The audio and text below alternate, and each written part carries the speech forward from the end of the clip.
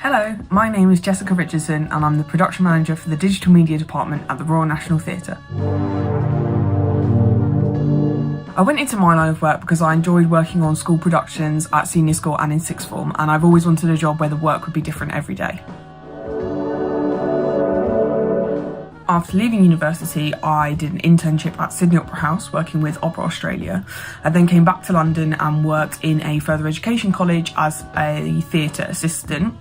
I went on to work in music venues with circus groups, dance groups, as well as on iTunes Festival.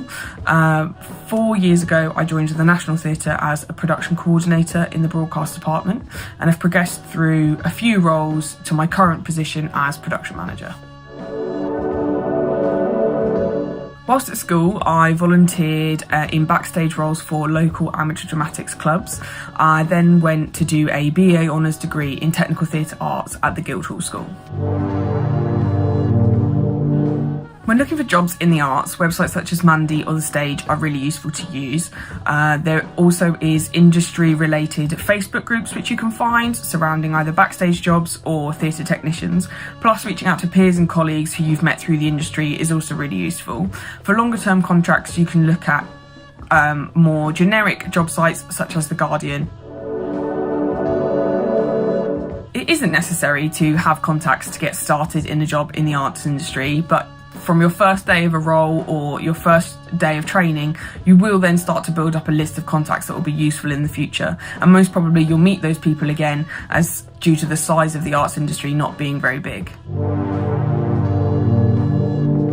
My day-to-day tasks include planning for upcoming broadcast captures or short-form content shoots, organising equipment hires, managing the project budget, as well as managing the more broader financial year budget, plus ensuring all activity is accurately risk assessed and adhering to health and safety guidelines.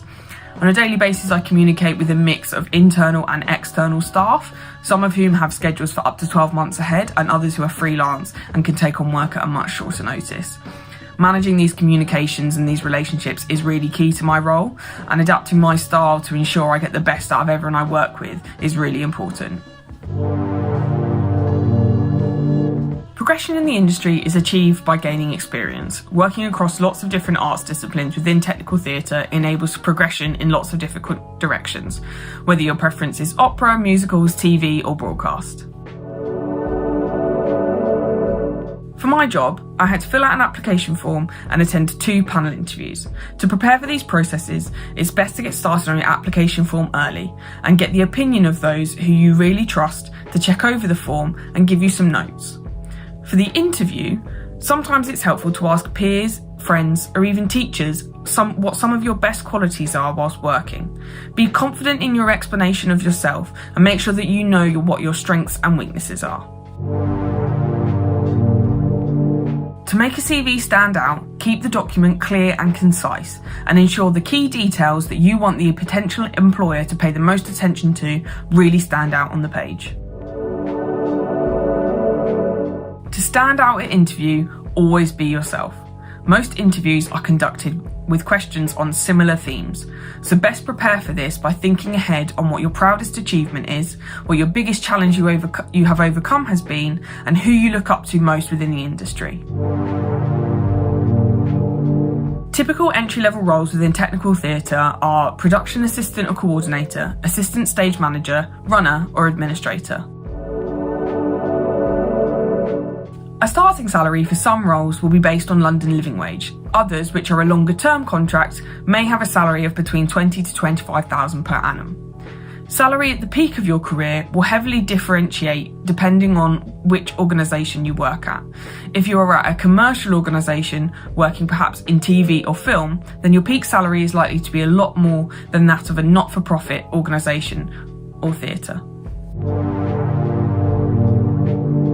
The final piece of advice I would give to a young person wanting to work in the arts industry is to try to get as much experience in different art forms as possible. Don't narrow down your options too early, because there is as much value in finding art forms that you don't want to work in as there is ones that you do want to work in.